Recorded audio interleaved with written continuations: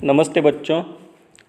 पिछली तासिका को हमने एक बहुत ही हास्य मजाक वाला और बहुत ही आनंद देने वाला और हंसी मजाक करने वाला एक पाठ आरंभ किया है जिसका नाम है ए सखी। और देखिए, इस पाठ के लेखक हैं अमीर खुसरो। अब ये जो अमीर खुसरो हैं वे पहेलियों बुझाने के लिए प्रसिद्ध हैं। इनकी पहेलियाँ बहुत प्रसिद्ध हैं। इनकी जो मुकरियाँ हैं, इन मुकरियों के लिए भी वे बहुत प्रसिद्ध हैं। और देखिए कि मनुष्य एक ऐसा प्राणी है जो हंसमुख प्राणी है, जिसे हंसना बहुत अच्छा लगता है, मनोरंजन उसका होना उसे बहुत अच्छा लगता है। और इसी कारण मनोरंजन के साथ साथ बुद्धि चातुर्य भी यदि मिले तो सबको क्या होगा, उसका आनंद मिलेगा, उसका देखिए कि उसे फ़ायदा भी होगा। तो इसी कारण अमीर खुसरो ने एक बहुत ही अच्छी एक रचना हमारे सामने रखी है जिसका नाम है मुकरियाँ हैं वह ए सखी। अब ए सखी क्या है, तो देखिए कि एक नई नवेली दुल्हन है, वह अपनी सखी से मिलती है और सखी के साथ वह हंसी मजाक करती है। हंसी मजाक के साथ साथ वह क्या करती है, मनोरंजन भी करती है और बुद्धि चातुर्य का परिणाम भी देती है। तो ऐसी एक रचना हमें यहाँ देखनी है जिसके कुछ 5 जो पहली मुकरियाँ हैं जो हमने अध्ययन पहले की है, और बाकी की जो 5 मुकरियाँ हैं वह आज हमें देखनी है।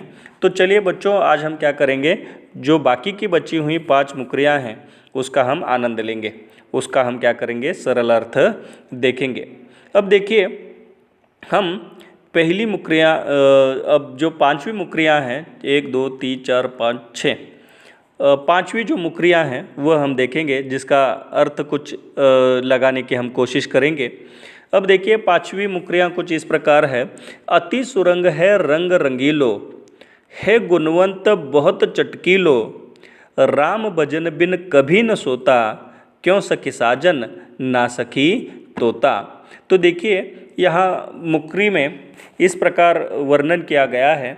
अति सुरंग है रंग रंगीलो, जिसका रंग बहुत अच्छा है, अतिशय सुंदर उसका वह दिखता है। अति सुरंग अतिशय सुंदर है, रंग रंगीलो उसका रंग बहुत ही सुंदर है, वह बहुत ही अच्छा दिखता है गुणवंत बहुत चटकीलो, वह गुणवंत जो गुणवान है, बहुत ही देखिए कि वह क्या है, होशियार है।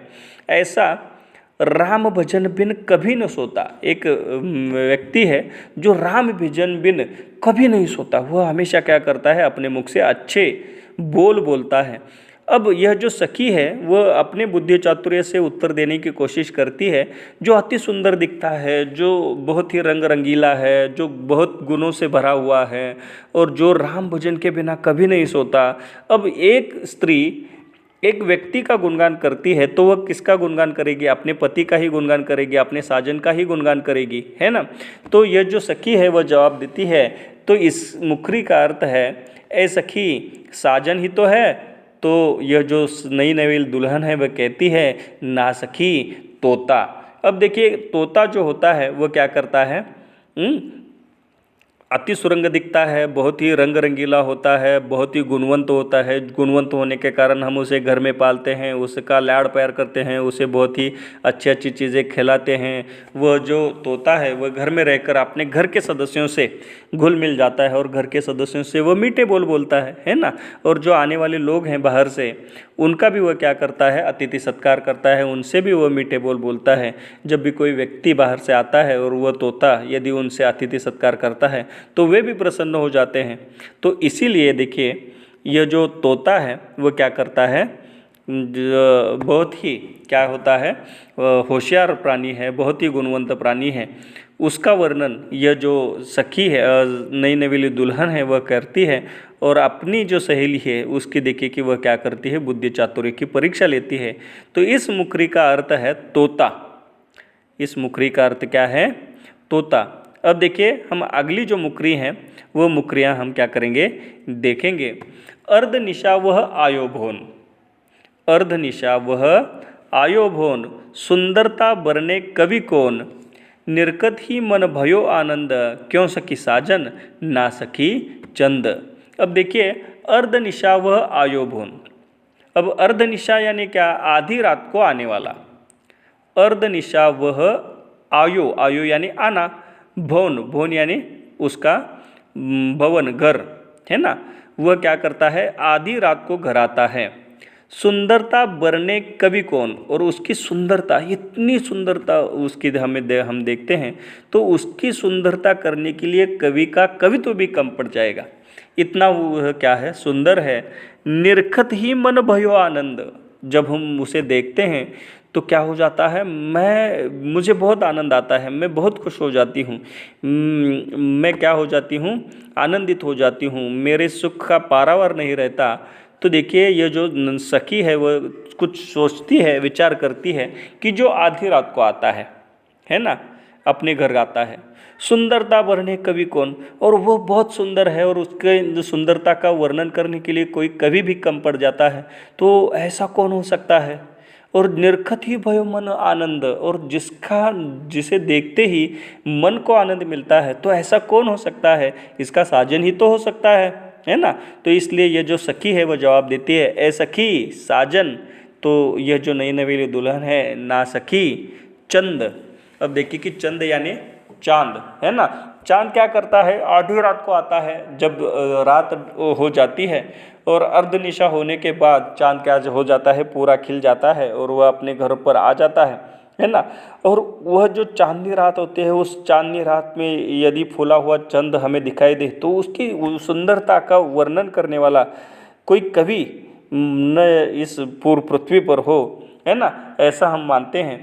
और निरखत ही भयो मन आनंद, और हम जब चांद को देखते हैं, पूरे खिले हुए चांद को, तो क्या होता है, हमें बहुत आनंद आता है। अब देखिए कि आने वाली जो पूर्णिमा है वह कोजागिरी पूर्णिमा है, और उस कोजागिरी पूर्णिमा में ये जो चांद है वह क्या होने वाला है, पूरा खिलने वाला है, और उसकी सुंदरता जो है वह देखने लायक होने वाली है। तो आप क्या करें, कोजागिरी पूर्णिमा जो है, उस कोजागिरी पूर्णिमा के दिन क्या करें, इस चांद का आनंद लें, उसकी सुंदरता आप देख लें।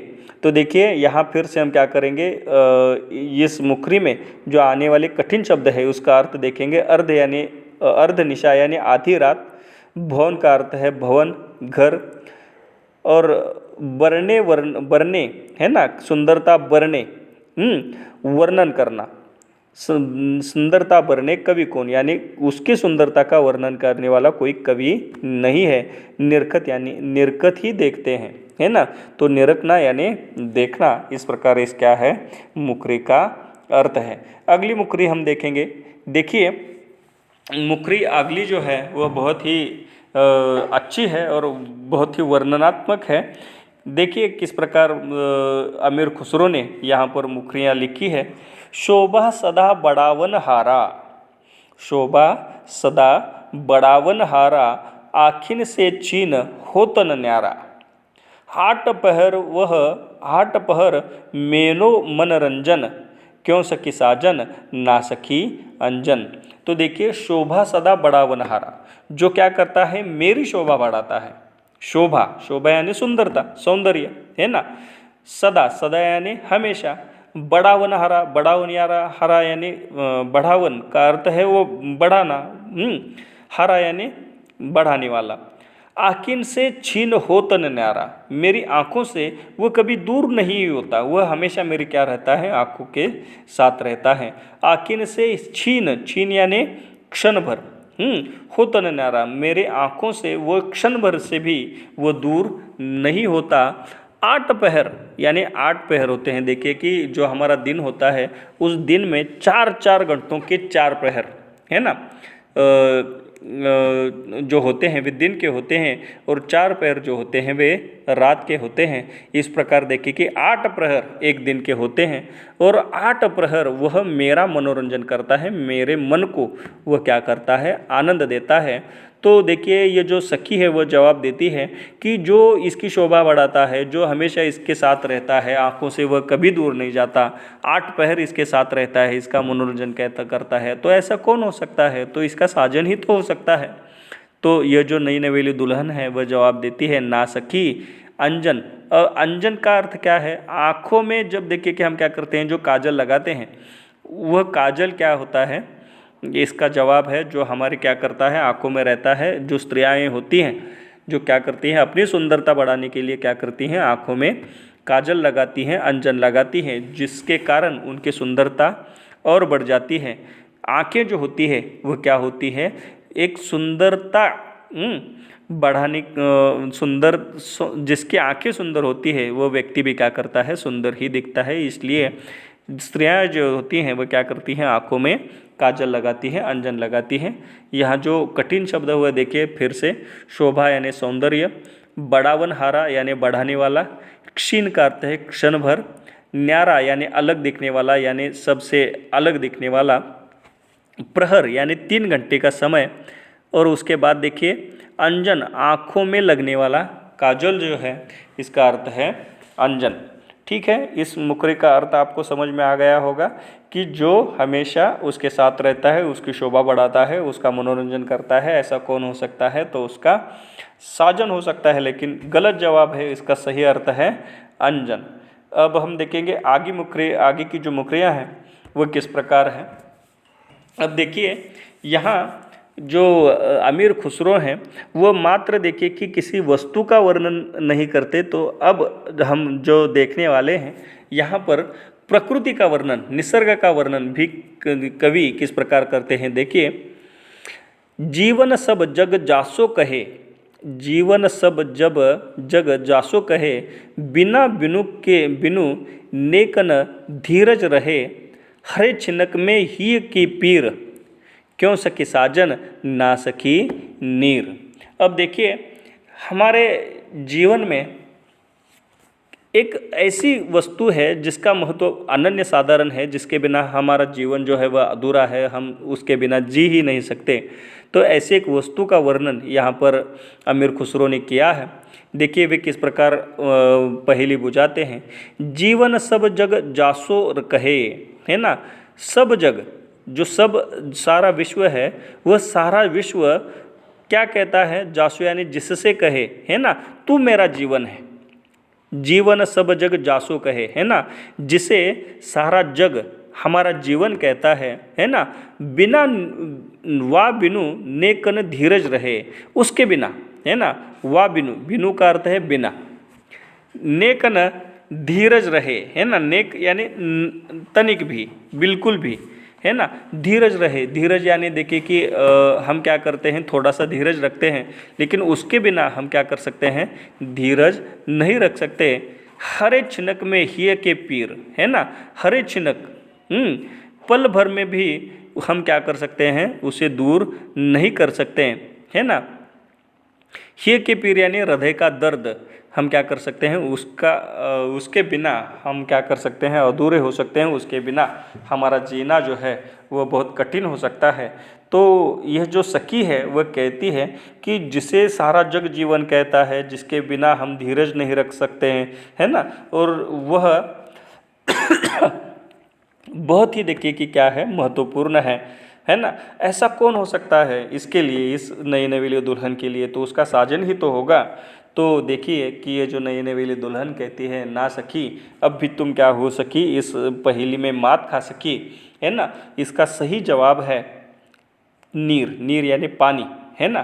तब देखिए कि सारा विश्व जो है, सारे इस जीव जो है इस पृथ्वी पर रहने वाले, वे सब किसके बलबूते पर जिंदा है, तो इस पानी के बलबूते पर जिंदा है। तो इसीलिए देखिए कि यहाँ कहा गया है कि सारा जग जिसे जीवन कहता है ना। और यहाँ देखिए यह जो अमीर खुसरो हैं वे कहती हैं, जिसके बिना नेकन धीरज रहे, हम इसके बिना धीरज नहीं रख पा सकते हैं, है ना।